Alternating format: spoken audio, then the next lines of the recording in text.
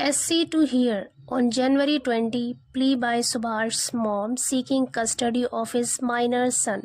To के साथ verb की फर्स्ट फॉर्म का यूज़ हम फ्यूचर के सेंस में तब करते हैं जब फ्यूचर में कोई काम होना फिक्स हो, निश्चित हो। SC टू हियर मतलब सुप्रीम कोर्ट सुनवाई करेगा। ऑन जनवरी 20 जनवरी को प्ली एक याचिका पर, एक दरखास्त पर बाय सुभाष मॉम, सुभाष की मां के जरिए, सुभाष की मां के द्वारा दिए गए एक याचिका पर 20 जनवरी को सुप्रीम कोर्ट सुनवाई करेगा। Seeking custody of his minor son, seeking मतलब मांग करते हुए, कस्टडी की ऑफ हिज माइनर सन अपने नाबालिग बेटे की, यानी अपने नाबालिग बेटे की कस्टडी की मांग करते हुए सुभाष की मां के द्वारा दिए गए याचिका पर या उसकी दरखास्त पर 20 जनवरी को सुप्रीम कोर्ट सुनवाई करेगा। कस्टडी का एक मीनिंग होता है हिरासत, यहाँ पर इसका मतलब है गार्जियनशिप या फिर सरपरस्ती।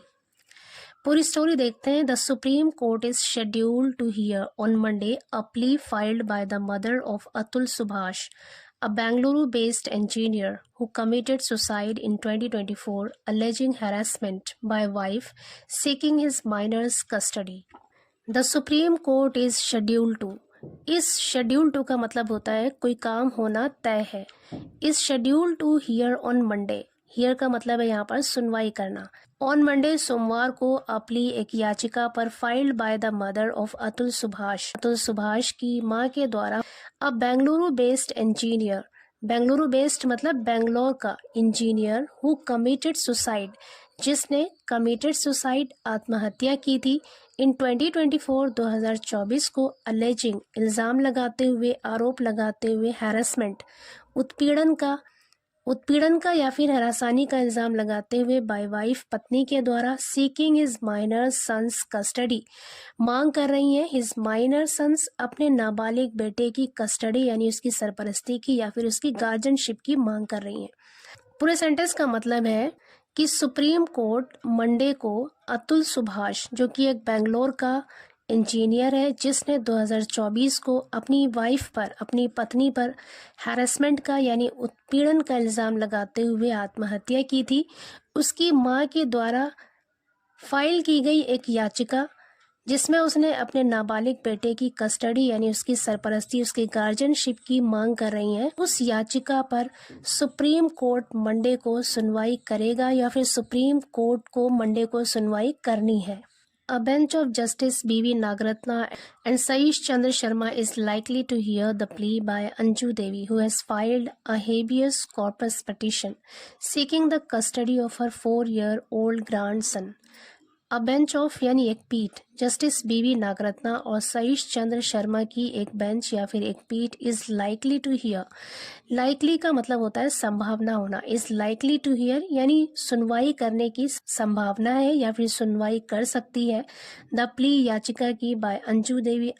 देवी के द्वारा दिए गए याचिका या दरखास्त की सुनवाई कर सकती है। हु हैज फाइल्ड, जिसने फाइल किया है। A habeas corpus petition, habeas corpus petition का मतलब होता है बंदी प्रत्यक्षीकरण याचिका, यानी जिसने बंदी प्रत्यक्षीकरण याचिका फाइल की है, उसके द्वारा फाइल किए गए एक याचिका पर जस्टिस बीवी नागरत्ना और सईश चंद्र शर्मा की एक बेंच सुनवाई कर सकती है। Seeking the custody of 4-year-old grandson, seeking मांग करते हुए कस्टडी यानी गार्जियनशिप की, सरपरस्ती की ऑफर 4-year-old एक 4 साल के ग्रैंडसन पोते की। कह रहे अंजू देवी जिसने 4 साल के पोते की कस्टडी की मांग करते हुए एक बंदी प्रत्यक्षीकरण याचिका दर्ज की है, उसकी याचिका पर बीवी नागरत्ना और सईश चंद्र शर्मा की एक बेंच सुनवाई कर सकती है या उस बेंच की सुनवाई करने की संभावना है। आगे कह रहे हैं on January 7 the top court had denied her the minor's custody saying she was a stranger to the child. On January 7 जनवरी को द टॉप कोर्ट यानी शीर्ष अदालत ने, उच्च अदालत ने हैड डिनाइड इनकार कर दिया था। हैड के साथ डिनाइड यहाँ पे वो आपकी थर्ड फॉर्म है।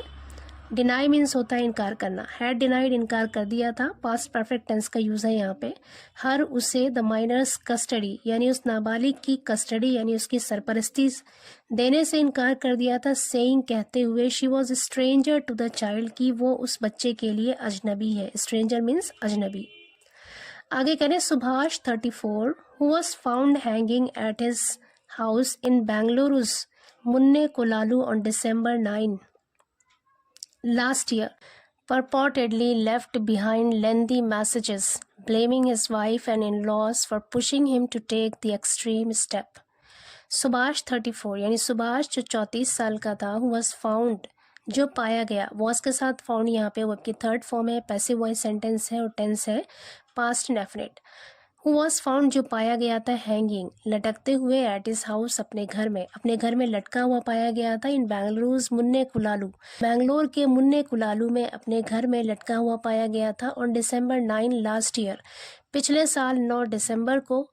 परपोर्टेडली कथित तौर पर लेफ्ट छोड़ दिया था बिहाइंड, लीव की सेकेंड फॉर्म है यहाँ पर लेफ्ट यानी छोड़ा था, बिहाइंड पीछे, लेंदी मैसेजेस यानी बहुत लंबा मैसेज छोड़ा था, ब्लेमिंग इल्ज़ाम लगाते हुए आरोप लगाते हुए हिज वाइफ अपनी पत्नी पर एंड इन लॉज और ससुराल वालों पर फॉर पुशिंग हिम दबाव डालने का to take the extreme step सख्त कदम उठाने के लिए। पूरे सेंटेंस का मतलब है सुभाष जिसकी उम्र 34 साल थी जो बेंगलुरु के मुन्ने कुलालू अपने घर में लटका हुआ पाया गया था पिछले साल 9 दिसंबर को, उसने कथित तौर पर अपने पीछे एक लंबा मैसेज छोड़ा था जिसमें उन्होंने अपनी पत्नी और अपने ससुराल वालों को ये सख्त कदम उठाने के लिए दबाव डालने का आरोप लगाया था। आगे कह रहे हैं during the last hearing the top court was informed by the council appearing for Subhash estranged wife Nikita Singhania that the child was studying at a boarding school in Haryana. During the last hearing पिछली सुनवाई के दौरान the top court यानी शीर्ष अदालत was informed यानी शीर्ष अदालत को इन्फॉर्म किया गया, सूचना दी गई, was के साथ इन्फॉर्म्ड अगेन यहाँ पर वर्ब की थर्ड फॉर्म है और पैसिव वॉइस सेंटेंस है। बाय द काउंसिल एक वकील के द्वारा, काउंसिल COUNSEL काउंसिल का मतलब है वकील, एक वकील के द्वारा appearing for Subhash estranged wife, appearing का मतलब होता है पेश होना, estranged का मतलब है अलग रह रही, अलग हुई। कह रहे हैं कि सुभाष की अलग रह रही पत्नी निकिता सिंघानिया की तरफ से पेश होने वाले वकील के जरिए टॉप कोर्ट को यानी शीर्ष अदालत को सूचना दी गई थी दैट की द चाइल्ड वॉज स्टडीइंग कि वो बच्चा स्टडी कर रहा है, पढ़ाई कर रहा है एट अ बोर्डिंग स्कूल में इन हरियाणा में। आगे कह रहे हैं advocate Kumar Dushyant Singh representing Devi had sought the child's custody and alleged her estranged daughter in law had kept child's location under wraps. Representing पेश होने वाले देवी यानी देवी की तरफ से पेश होने वाले वकील कुमार दुष्यंत सिंह ने हैड सॉट, हैड के साथ सॉट अगेन यहाँ पर वर्ब की थर्ड फॉर्म है, सीक की थर्ड फॉर्म होती है सॉट यानी मांग की थी, टेंस है यहाँ पर पास्ट परफेक्ट, हैड सॉट मांग की थी द चाइल्ड्स कस्टडी बच्चे की कस्टडी की मांग की थी, उसकी सरपरस्ती की मांग की थी एंड अलेजेड और इल्ज़ाम लगाया था हर estranged daughter in law, estranged मतलब अलग रह रही, डॉटर इन लॉ बहू पर had kept child's location under wraps कहते हैं गुप्त, कि उसने हैड केप्ट रखा था चाइल्ड्स लोकेशन बच्चे की लोकेशन को यानी उसकी रहने की जगह को अंडर रैप्स यानी गुप्त रखा था। कह रहे देवी की तरफ से पेश होने वाले वकील कुमार दुष्यंत सिंह ने बच्चे की कस्टडी की मांग की थी और इल्जाम लगाया था कि उसकी अलग रह रही बहू ने बच्चे की लोकेशन यानी बच्चे की जगह को गुप्त रखा था, छिपा कर रखा था।